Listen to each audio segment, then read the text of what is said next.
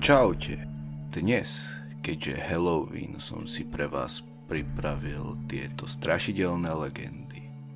Tak ak sa vám moja tvorba páči, určite zanechajte like, dajte odber a už to ďalej ani nebudem zdržovať a poďme na to.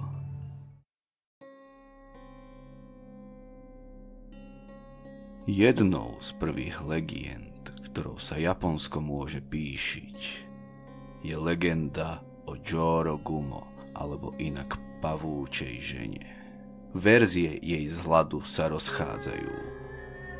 Zatiaľ čo jedna ju zobrazuje ako bytosť dvoch podôb, v ktorých sa zjavuje ako krásna mladá žena, ktorá sa dokáže zmeniť na pavúka alebo naopak.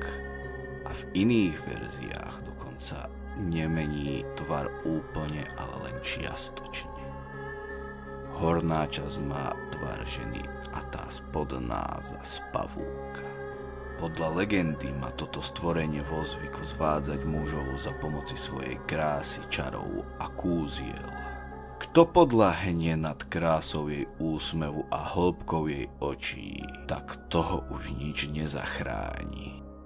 Jorogumo potom svoju obeť zabalí do pavučiny, striekne obeti svoj jed a neskôr na svojej obeti si dobre pochutná.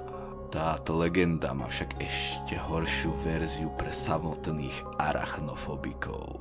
Povráva sa, že Jorogumo sa zjavuje ako žena s dieťaťom, ktorá sa okolo idúcich pýta, či by jej nepodržali dieťa. Keď to však ľudia spravia, odrazu sa dieťa v ich rukách rozpadne na tisícky pavúkov a ich vajíčok, rôznych lariev a iného hmyzu, ktorí sa rozlezú po celom tele obete, kým obeť neobalia úplne celú a jej život nevyhasne.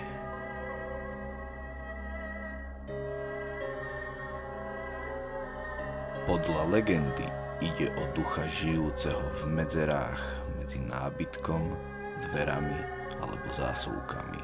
Predsa len je v dome veľa medzier a puklín, do ktorých by sa tento duch dokázal zmestiť.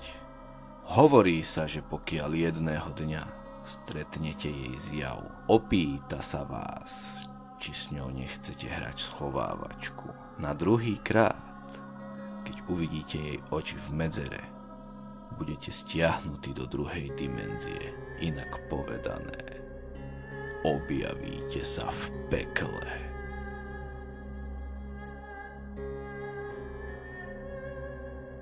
V Japonsku je toto číslo známe ako číslo Sadako. Ak by ste sa pýtali, že kto je to Sadako, niektorí z vás ju možno poznáte ako Samaru z hororu Kruh. Ak číslo vytočíte, na druhej strane sa ozvú desivé zvuky. Rovnako ako vo svetoznámom horore, zomriete do týždňa pri nejakej závažnej nehode.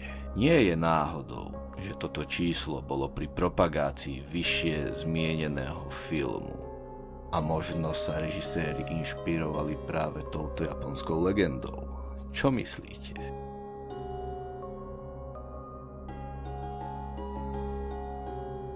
Možno niektorí z vás poznajú samotný komiks či film.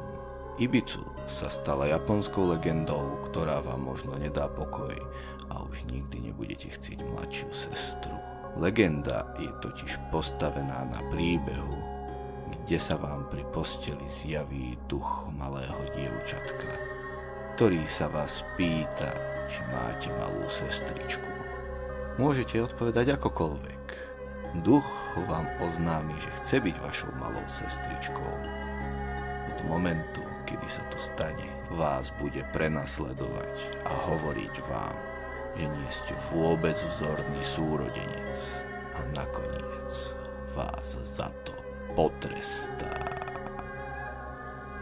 No a toto by bolo na dnes všetko. Za mňa tieto príbehy som nedal do nejakého top alebo číslovania, lebo každý tento príbeh ma zamrazil rovnako a každý inak. Tak, ak sa vám toto video páčilo, Určite zanechajte like, dajte odber, stojí vás to sekundu vášho času, mne tým veľmi pomôžete a budem vám veľmi vďačný. Ak chcete, aby tento kanál rástol, určite toto alebo nejaké moje ďalšie z videí zdieľajte. Tak, majte sa krásne, napíšte básne a vidíme sa pri ďalšom videu.